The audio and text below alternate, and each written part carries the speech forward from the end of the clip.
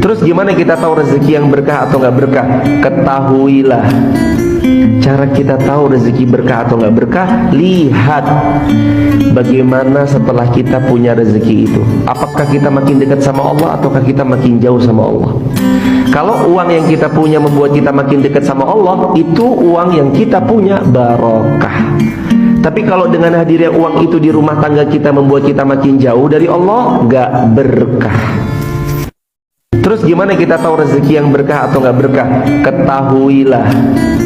Cara kita tahu rezeki berkah atau nggak berkah, lihat bagaimana setelah kita punya rezeki itu. Apakah kita makin dekat sama Allah ataukah kita makin jauh sama Allah? Kalau uang yang kita punya membuat kita makin dekat sama Allah, itu uang yang kita punya barokah. Tapi kalau dengan hadirnya uang itu di rumah tangga kita membuat kita makin jauh dari Allah, nggak berkah. Terus gimana kita tahu rezeki yang berkah atau nggak berkah? Ketahuilah. Cara kita tahu rezeki berkah atau nggak berkah, lihat bagaimana setelah kita punya rezeki itu. Apakah kita makin dekat sama Allah ataukah kita makin jauh sama Allah? Kalau uang yang kita punya membuat kita makin dekat sama Allah, itu uang yang kita punya barokah. Tapi kalau dengan hadirnya uang itu di rumah tangga kita membuat kita makin jauh dari Allah, nggak berkah. Terus gimana kita tahu rezeki yang berkah atau nggak berkah?